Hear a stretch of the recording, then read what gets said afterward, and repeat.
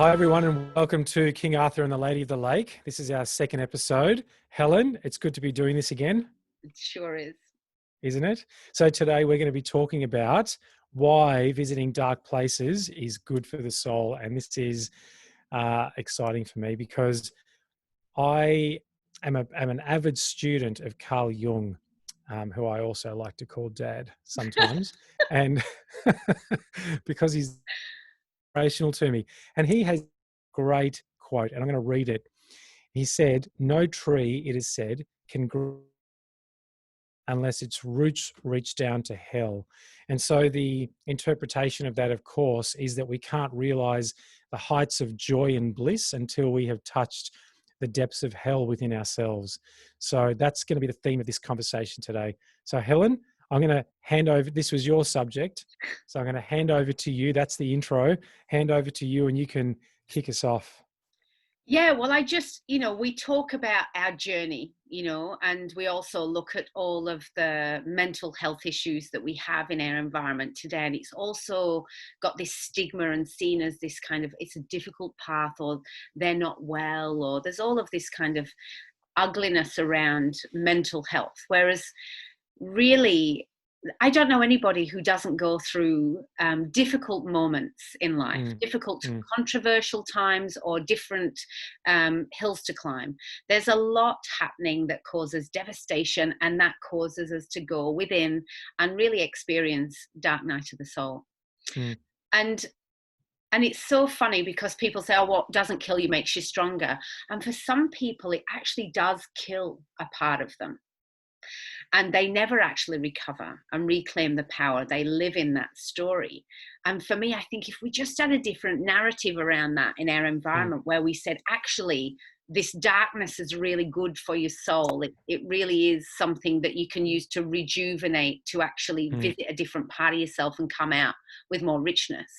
Yep. So I just really love the conversation of this. Like, why is darkness good for the soul? Why should we visit it? Why should we not worry about that, and to have that conversation around this topic, So, as an avid student of Carl Jung, he talks a lot into the shadow. And this is what we're talking about here today, right? So, the dark night of the soul, the dark parts of us, are the Mm, shadow aspects of ourselves, right? Which are the parts that we would prefer to keep hidden because they're really difficult and they're hard and they're challenging and they really they're the most conflicted parts of us because these are mm, the parts that bring out this part of our soul or part of our psyche that we would rather not see the light of day.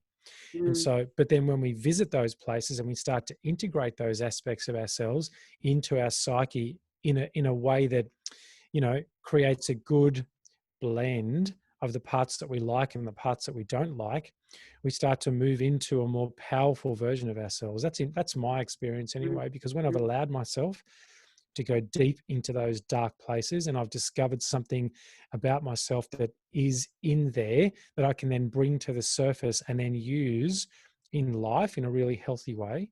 mm, I've mm. found that I've started to create better results, better Yeah. relationships in all sorts of places, in all sorts of things, because even Jordan Peterson. So Jordan Peterson talks into this a lot, and he talks about how the darkest parts of us. And one of his quotes is, "A dangerous man is a good man," Mm, right?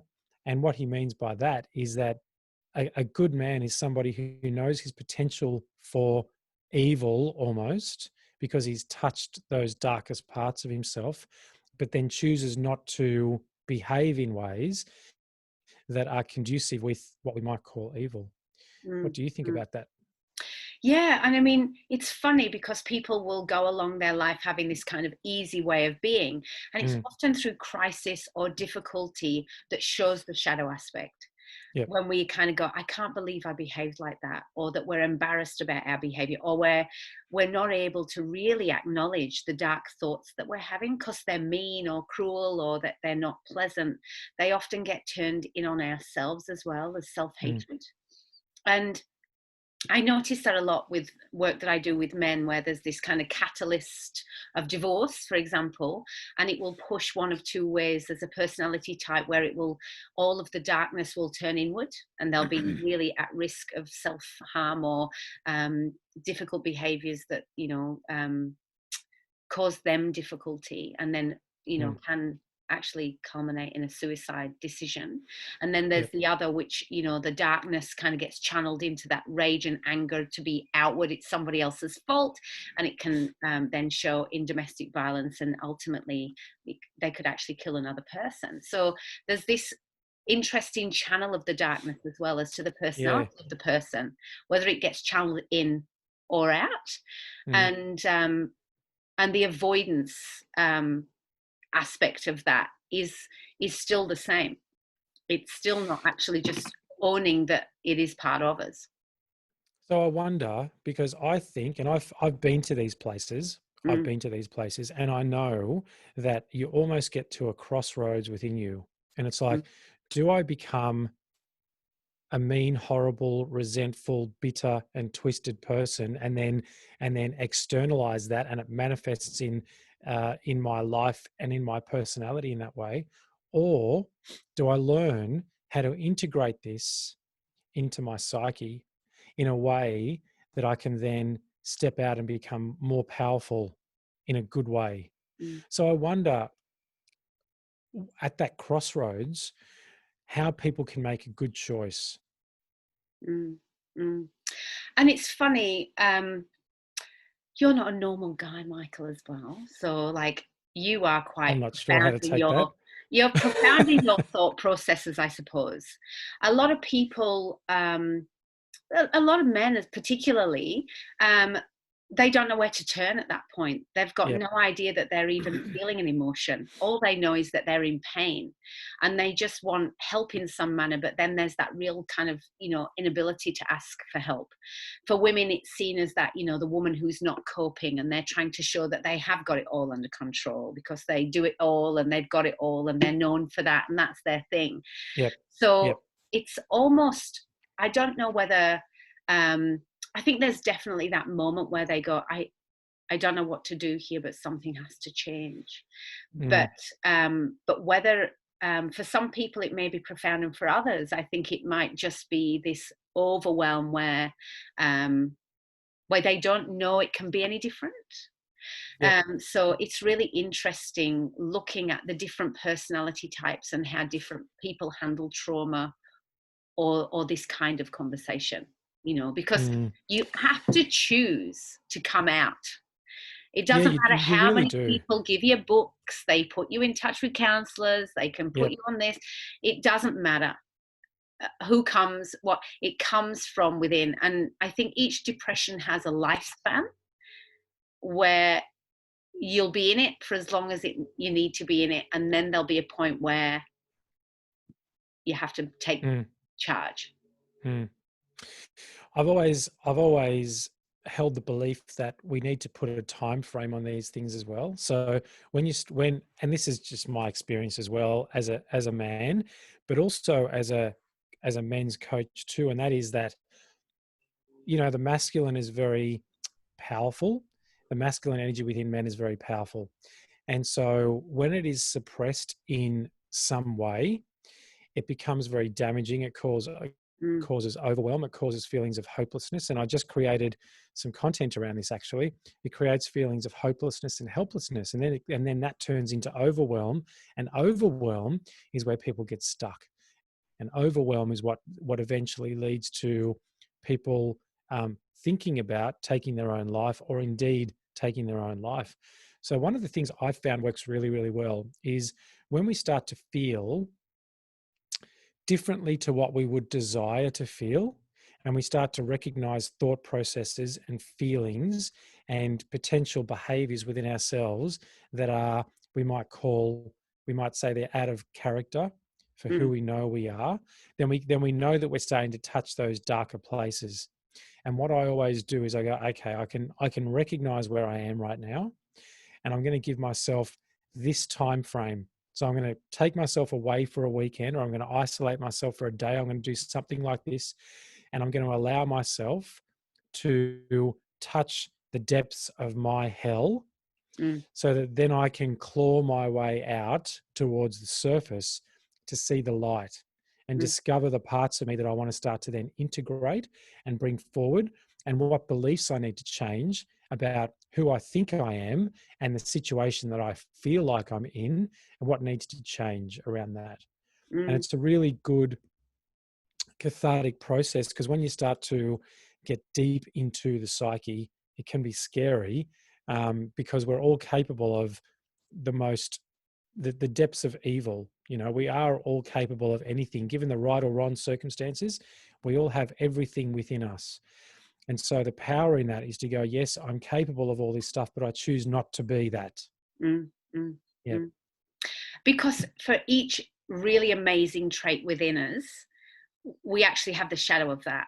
So like we were absolutely. speaking about the Carl Jung, the hero, there's that beautiful hero, but then there's kind of that resentful person who hasn't got what they wanted out of that interchange, and there's that kind Yep. of turning away and actually being quite mean in that. And so for each trait we have, it's an impossibility that there's not the flip side of that that Mm, then can mm. come out during these darker times. So it's just the flip side of what we know to be beautiful about us that's coming out to play in those moments as well. It's not even a new entity in a way, it's just the darkness of the light. Yep. So and this interesting thing I saw the other day, Facebook, the place of all interesting things.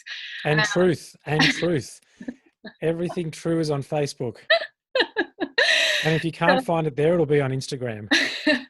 so I saw this picture of a match and the light on the match, and the light had no shadow, but the match was the thing that had the shadow. So it's actually one thing.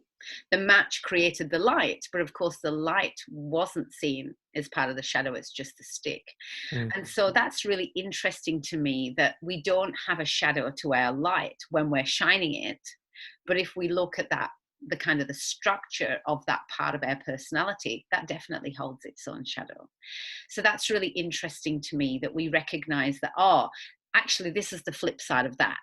So, mm, okay, I can have that because this mm. is the other part of it. And in order to be in our brilliance and to kind of really fall into enabling our greatness, we actually do need to go as far as we can into that shadow. So the deeper we go into the shadow of that trait, the more ability we have to shine the light at the other side of that. Yeah, totally, totally. Because for all light there is dark. And this is yin and yang, isn't it? And it's Mm, accepting the fact that there's this paradox within us, and there's a duality within us and within everything, even within every thought. There is a duality to the thought. So the thought might be, I am that saying, fig jam. yeah, yeah, Yep. Yep. So there's the shadow to that. And for those of you who don't know what fig jam is, it's fuck, I'm good, just ask me. And so there's a shadow to that, and the shadow to that could be arrogance, yeah. right? Yep, absolutely. And so when we start to accept that there's duality in everything, and that we exist in a paradoxical nature, um, within ourselves, we can start to understand how we act and behave sometimes in ways that we would say are out of character, but they're not really. They're Mm, just the opposite of who we would like to be in that moment. mm. And I suppose what's the real kicker around this for me is our inability as a society to handle these moments. Yep. Um, you can't go to people openly with these dark thoughts. It's not appropriate to be seen in this way. People want to talk you out of it. There's this Mm, discomfort in our society around these shadows, around difficulty, around mental health. We're all talking about mental health, but so long as we just say mental health as if we know it, Are yep. You Okay Day is plastered all over the walls of companies all around the world. Like, are you okay? If you go to your boss on that day and say, actually, I'm not okay, I wonder what would actually happen with that, right? Yep. Yep. um, what's going to happen? So Mm, I just think your boss would feel incredibly uncomfortable and not knowing what to do with you. It's mm, all words, right? So this is the real work that we have to do as societies, is the acknowledgement of the darkness in others as well as in ourselves. Exactly. Yep. I Because just think that's so important.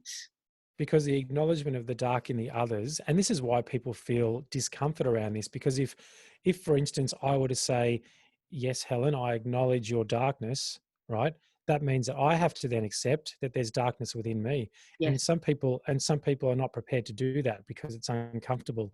They don't want to believe that they are capable of things that they may find reprehensible, Mm. right? And that they see this stuff in others. And so when somebody comes to us and says, actually, I'm not okay, I'm feeling this stuff, I feel depressed, I feel anxious, most people just clam up and they go, oh, that's too hard. I don't know what to do about that. So why don't you go see a counselor? Mm. Mm. And that's how people help. Mm. Mm. It's so interesting, I find, that there's an inability to create silence around difficulty as well. When somebody's struggling and they're speaking, Mm, there's a need for us to interject to either lighten the mood or change their perspective or tell them on some level that they could be doing it wrong, yeah. instead of allowing people to be in their discomfort. Mm, Acknowledging that, yeah, I can hear that, and that would be tough. So that's really interesting to me, and that's why I love doing shadow work. And what I mean by that is holding the space for the shadow to be seen, yeah. and not making it recover, or not making it look any different or be seen in a different light, but to be able to acknowledge it and almost honor it for the fact that there's the opposite side of that, which is brilliance. And and that goes back to that beautiful, you can't grow and touch heaven without having your roots in hell. Yeah, So exactly. yeah. So we promised that we were going to talk about things that were uncomfortable for us too. So what I think it would be a good thing for us to do is I'd like to ask you, and then I'm happy to answer the same question. When in your life do you think you recognized for the first time those shadow parts of you that you were uncomfortable in exploring? Oh God. And how did that manifest in your life? I know this was a question that you're unprepared for. I've had so many of them, really, to be Yep. honest. That's part of who I am. I'm a digger, right? So I'm not afraid of these depths, but they're not comfortable by any means. Mm, And I can go through them time and time again, and they've never become comfortable. They're more understandable. They are more I'm more accepting, they're less scary, mm. but there's never been a moment where I've gone, oh, look at that great shadow, like, wow. um, I'm like, oh my God, like, the discomfort of but I suppose, in my late teens, I just struggling in recognizing my depth, even, Mm, just even seeing that I was a deep person, and yep. where that deepness would take me within me. I didn't even share where my mind went within my own psyche, really. And the discomfort and the kind of isolation of that. We're talking, 30 years ago or something. So it wasn't as kind of widespread and open as it is now. I went to the Mm, mm. self-help part. I always laugh that you go to the self-help version in the 90s in a bookstore, and it was like this kind of like, tiny little 3-book stand at the back where all the weirdos hang out. Yeah, it was And like the esoteric section, wasn't it? that's right. Where Down you here to also the find the weirdos. tarot, where Yeah. you also find the feathers and tarot cards. It's almost like there's pornography there with a curtain, and then there's your self-help just at the side. It was kind of Yeah. just as taboo, Isn't really. it interesting now, just on that very quickly, you now walk into a bookstore and self-help is like right there at the front of the store most of the time. And it's got these big signs and there's all this stuff, and people make a big deal of self-help self-help But books. I have to say something about that as well. It's actually the sensationalism of growth, Yep. rather than, like we're talking about, the recognition that this is not shiny, people. No, This it's is not. not like, sitting on a beach with your legs crossed, looking out into the ocean saying, I just had a discovery. Yep. Bullshit. Mm. This is you covered in snot in your bedroom at 3 a.m. alone. Like it's not Tissues pretty. everywhere. Yeah. Bottle of And wine on the bottle of wine on that's the right. bedside table. I can't even remember what I said. you know. What did you say? Shadow what? Shadow of the wine I just bottle? I just really feel that, as we've traversed this pathway into self-help, it's gone from being darkness in itself, shadow work being in the dark, to then a shiny darkness, which Mm, doesn't exist either. And so yeah. we've gone from kind of, this corporate ego where we don't have feelings, to a spiritual ego in a way where we still don't recognize feelings, but we Mm, pretend that we do. mm. And I find that often more dangerous. Um, And isn't that and I the have a problem with definition? that. That's yeah, so do I. And I think that's the definition these days. When people say, when people profess to be spiritual, and they say, no, I'm spiritual, and everything's and yes, everything is energy, frequency, and vibration. But I think people get lost in this stuff, and they talk about how they can become a better quality person by being spiritual. But by being spiritual, what they're actually doing is they are avoiding their true selves, their psyche, and they're Mm, attaching themselves to this concept of spirituality, which tells them that everything's flowy and everything just happens, and I should just allow and surrender and this, that, and everything else. And it's like, well, when you do that, you're not actually taking responsibility for yourself. mm, When you do that, you're allowing life to happen to you instead of you being in creation mode, and you constantly imagining who you could be in each moment better than who you've become, mm, and embodying that. And I think even that is a shadow aspect, because that's avoidance, isn't it? It's avoidance of responsibility. So I think that a lot of these so-called spiritual people in the spiritual community spend their days avoiding their shadow, mm, even though they'll tell you that they spend their days within shadow work. mm. And I mean, I have to take you to task a little bit on this one, because I'm a big surrenderer. And also, I'm an artist in my mind. I was just this born kind of artistic. I'm constantly creating my mind. So I do have this kind of free flowing, and that's the kind of language that I would use. But That's you can probably slightly flow, you crazy. can flow between the two. And it's not like you're That's not right. taking responsibility. It's not like you're saying, um, I don't have any power here. It's Mm, all in mm, my spiritual beliefs and the ability to yeah. surrender, because we can do, and I do that too. There are some times when I go, oh, I just need to surrender to this, Mm, acknowledge this, yeah. whatever it needs. I need to sit here and just be in this for a second, um, and let it express itself fully. Mm, But then when mm, that finishes, you and I both then take responsibility for what happens next. yeah. I Yeah. think that's the difference.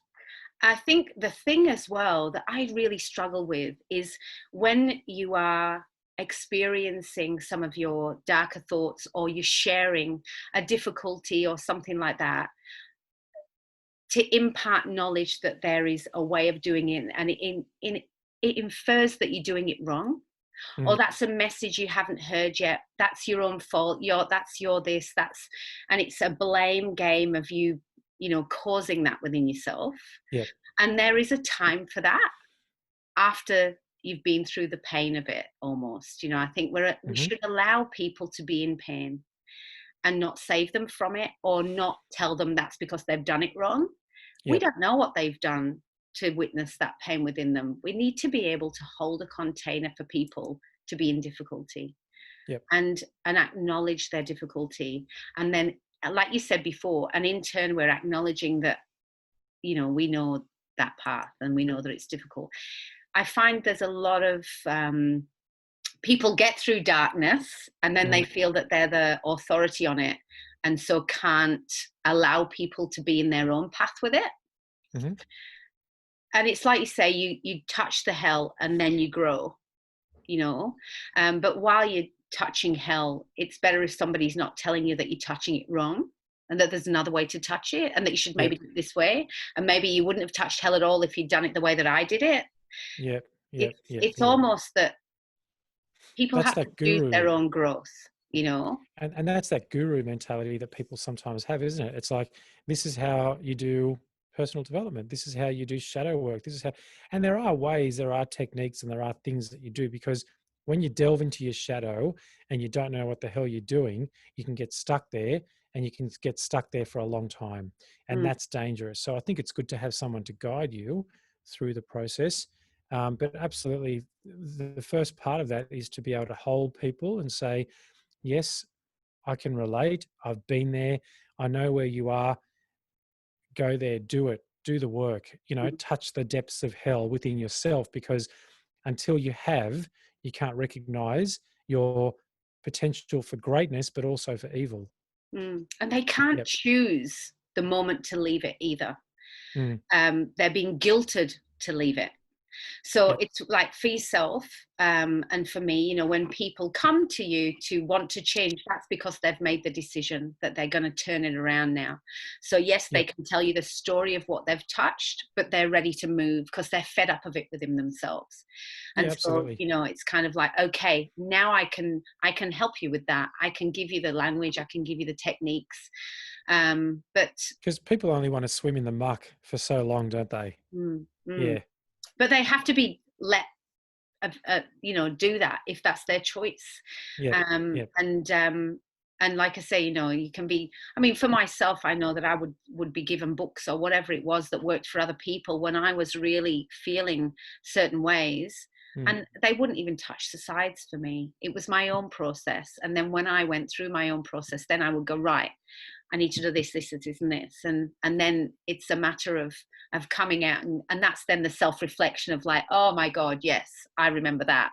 yep. And that's when you can talk about it openly, and kind of go, I really did make a mess of that, and that was totally my own projection, and oh my God, Mm, like that was mm, such a load of shit. yep. But while you're in that vulnerable space of really looking at shadow, um, I think it's interesting to notice our discomfort with that. Oh, totally. Mm. And just, I asked you this question before, so I'll answer my own question. And I remember there was a time when I had just, my ex-wife and I had separated, and there was a time there, it was about 12 months into it, where I hadn't seen my children for about 12 months, and my behavior was not good. It was not good. And I was, within myself, I was resentful and bitter because I hadn't seen my children. But what I was doing is I was actually, the way that I was communicating with the children's mother and who I was being in that period of time was not conducive in any way, shape, or form with a good quality person, let alone a good quality man who can be a good quality role model for children. So essentially, what happens when we get stuck in the muck, when we get stuck in the dark places, it then manifests externally. So we have to Yeah. know when we're, and it manifests externally in behavior. And even thoughts are external as far as I'm concerned, because they're all a product of the unconscious. And if we're stuck in our shadow for too long, unconsciously stuck in our shadow, we're not doing shadow work, we're just stuck, Yeah. right? We're stuck.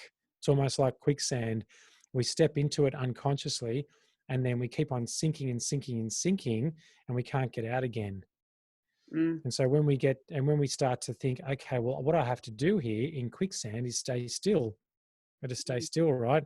And start to embody the learnings, the teachings, get used to the mud, and then go, where do I want to go from this? What mm, do I want to do? What's the best choice here? And who do I want to become as a result of getting stuck? And what have mm, I learned from that as well? So it's being able to exist in both places at the same time and being able to be the observer of the dark and the light. mm. Yeah. I love that perspective. I really love that because it's a behavior in practice. There is a shadow behavior, but not everybody recognizes it. That they'll say, that's who I am, or well, it's the other person, it's a blame. Mm. So it's But I interesting. did blame. Yeah, While it's I was interesting. stuck there, I Yeah. did blame. It was everyone else's fault, Helen. It wasn't Mm, anything to do with yeah. me. Yeah. Yeah. That's right. And so that's when the behavior is Yep. totally Exactly. unconscious shadow behavior. So you can see it projecting out all over the place. Yep. And that's when people might say, mate, you're not behaving properly, and it's put off. But then that behavior does, lead you into that dark night of the soul, because you really have pushed away, and your behavior has really put you in a point where it's just not working for you. But not Yeah. everybody gets to that point, do they? A lot of our society just gets stuck in that behavior and Mm. doesn't recognize it. as a dark night of the soul. They don't touch the gates of hell, so to speak. They just stay in Yep. bad behavior. Yep. I know that one of the things that really got me to the point where I thought, well, maybe it's me, and it was a matter of me looking in the mirror, was I ran out of people to blame. I ran out of things to find fault with. And when I looked in the mirror, the only thing looking back was my own reflection. And Mm, it's like, you've alienated everybody, right? There's no one who you can now pick up the phone that's going to listen to you anymore, mm, right? So now it's time to look at what's the common denominator here. And the common denominator was me. And so I had to put myself together. I had to figure out where I was and where I wanted to go. And that was then about making my way out of the quicksand mm, at that point. And that was a conscious choice to step out of hell, out of my own inner hell, and move towards the light. mm, And that's when I started to get better results in life. mm, mm. So, what would you say then to make somebody notice that maybe it's them? I think, 'Cause that's hard, isn't it? yeah, it is, because everyone gets to that point differently. But I think when I think we all know, like, I think we have a deep knowing that we just don't want to admit to. And even when I was doing, even when I was creating these shitty results in life, I knew that my behavior was a contributing factor. The things that I was saying, the way that I was showing up, um, yeah, et cetera, et cetera, even my thoughts. And so I think, in answer to your question, it's not an easy answer because it's different for everybody. Mm, And people get to that point differently. But if I were to say at what point, I would I would probably answer that question by saying that if you find yourself externalizing everything, so if you find yourself blaming, finding fault, and talking yourself out of taking responsibility, then I think that's a really good spot to build some awareness and bring some awareness into that and go, well, how, if I'm being 100% honest with myself, how can I honestly say that I am partly responsible for co-creating this experience with that person in this situation? mm, And if we can just even ask ourselves that question, even though you might not want to take any responsibility, that's not the point. Even if you can just ask yourself the question consciously and be honest with yourself, then you can kind of go, well, maybe I shouldn't have called that person a name. Maybe I could have found a different way to behave. Maybe my thinking is really one of a victim. If I can really say that, if I can really identify that everything seems to be someone else's fault, then where am I not taking responsibility? And even in that reflection, mm. that And question, I think, is it's good. funny, I see this a lot working with men going through divorce. Yep. That's exactly why I'm kind of there to say, don't take that shot. Look at what it is within you that's really being challenged by this moment. Yeah. Is there another way you could speak into this? What are we really aiming for? What is the point in that? What do you really want from this situation? What part of you is behaving badly here? What can you Mm. acknowledge in that bad behavior? And it's tough, because, like I said, men especially aren't often used to even recognizing emotion. Yep. So it's like, how does that make you feel? Well, I know. So it's really this moment of like mass transition into recognizing emotion. So that's Yep. also a part of the journey, isn't it? It Recognize certainly is. emotion Yeah. even being there as men, Yep. you Yep. know. And for women, I think the thing that for women is that, there's the opposite of that our emotions are seen as hysteria or too emotional or too much, or, and that's equally difficult, insulting, awful to kind of try and work it out when we are emotional. So there's this double edge there of how much we're allowed to experience each thing. For men, it's almost that they're not allowed, and for women, we're not allowed, but in a different way, that we're Yeah. overdoing and they're underdoing. Mm, And there's the polarity in that, right? There's the mm, polarity, because the polarity is that if I say to you, you're being hysterical, what that really means is that I'm uncomfortable with your expression, Yes. right? That's what that really means. And that the more I'm uncomfortable with your perceived hysteria, that should be an indication that I'm actually suppressing at a greater level than what I'm willing to admit Yeah. within myself. Mm. But And it's having said that, disconnection from an emotion, isn't it? Like, I don't even know what that is weird how she's behaving around that. It's kind of yeah, like, it's an emotion, yep, right? yep, it really is. It really is. Good discussion, Helen, as usual. Mm. How do So you want to finish? interesting. How do you want to finish this up? Because this is quite a deep. We've gone into the depths of hell in this discussion, haven't we? Mm. In terms of just explaining to people and having this discussion around the shadow and the dark places that we go and why it's important to go there. So I'd really think that I'd like to finish off with a very brief discussion around. So we've talked about this. Why is it important to go there? Because that was the theme of this Mm. conversation, right? Mm. um, why visiting dark places is good for the soul. And so, how would you answer that?